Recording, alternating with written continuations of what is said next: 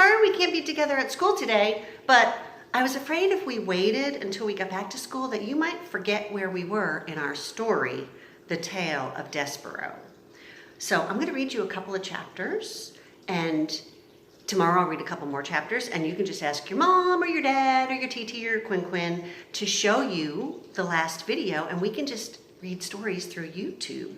How weird is that? I don't know if this is even gonna work. I've never read a story through YouTube before, so we'll do it together right now. So yesterday, or actually last Thursday when we were together, this is the last thing that we saw. Roscuro fell from the chandelier, and he fell into the queen's bowl of soup. And what happened to the queen? Yes, she died. The queen died. And Roscuro's heart was broken, but he decided that he was going to take the silver spoon to have something beautiful. All right, so let's see what's happening now. In chapter 23, Consequences. There were, of course, dire consequences. Dire means really serious and bad. Dire consequences of Roscuro's behavior. Every action, reader, no matter how small, has a consequence. For instance, the young Roscuro gnawed, that means chewed, gnawed on Gregory the jailer's rope. And because he gnawed, or chewed, on the rope, a match was lit in his face. And because a match was lit in his face, his soul was set afire. The rat's soul was set afire, and because of this, he journeyed, or traveled, upstairs, seeking the light. Upstairs in the banquet hall, the Princess P spotted him and called out the word, "Rat!" And because of this, Roscuro fell in the queen's soup. And because the rat fell into the queen's soup, the queen died. You can see, can't you, how everything is related to everything else. You can see quite clearly how every action has a consequence.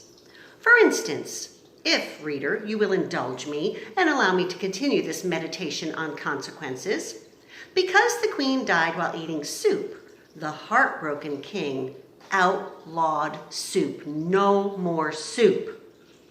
And because soup was outlawed, so were all the instruments involved in the making and eating of soup, spoons and bowls and kettles.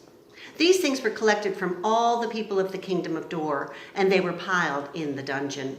And because Roscuro was dazzled by the light of one match and journeyed upstairs and fell into the queen's soup, and the queen died, and the king ordered the death of every rat in the land, everything was put in the dungeon. The king's men went bravely into the dungeon to kill the rats. But the thing about killing a rat is that first you must find a rat. And if a rat does not want to be found, reader, he will not be found. The king's men succeeded only in getting lost in the dungeon's torturous mazes. Some of them, in fact, did not ever find their way out again, and they died there in the dark heart of the castle. And so, the killing of all rats was not successful. And in desperation, King Philip declared that rats were illegal. He declared all rats outlaws, bad guys. This, of course, was a ridiculous law, as rats are outlaws to begin with. How can one outlaw an outlaw? It is a waste of time and energy. But still, the king officially decreed that all rats in the kingdom of Dor were outlaws and should be treated as such. When you are a king, you may make as many ridiculous laws as you like. That's what being a king is all about. But reader, we must not forget that King Philip loved the queen, and that without her, he was lost. This is the danger of loving. No matter how powerful you are, no matter how many kingdoms you rule, you cannot stop those you love from dying. Making soup illegal, outlawing rats, these things soothed the poor king's heart, and so we must forgive him. And what of the outlawed rats? What of one outlawed rat in particular? What of Chiaroscuro? In the darkness of the dungeon, he sat in his nest with the spoon atop his head. He set to work fashioning himself a kingly cape made out of a scrap of red tablecloth. And as he worked, old one-eared Botticelli Rimorso sat next to him, swinging his locket back and forth, back and forth, saying, "You see what comes from a rat going upstairs. I hope you've learned your lesson. Your job in this world is to make others suffer." "Yes," muttered Rescuro. "Yes, that is exactly what I intend to do. Will you make the princess suffer for how she looked at me?"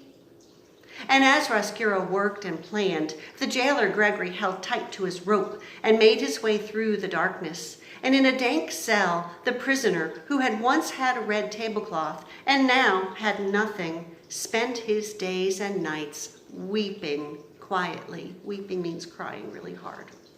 High above the dungeon upstairs in the castle, a small mouse stood alone one evening as his brothers and sisters sniffed for crumbs. Who's the mouse?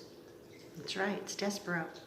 He stood with his head cocked to one side, listening to a sweet sound he did not yet have a name for. There would be consequences of the mouse's love for music.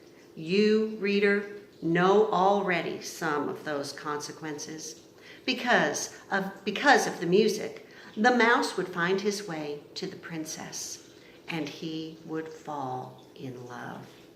And speaking of consequences, the same evening that Despero stood inside the castle hearing music for the first time, outside the castle, in the gloom of dusk, more consequences drew near. A wagon, driven by a king's soldier and piled high with spoons and bowls and kettles, was making its way to the castle. And beside the soldier, there sat a young girl with ears that looked like nothing so much as pieces of cauliflower stuck on either side of her head. The girl's name, reader, was Miggery Sow. And though she did not yet know it, she would be instrumental in helping the rat work his revenge. Revenge means getting back at somebody. That is the end of the second book, and we'll pick this up again later. Thanks for listening.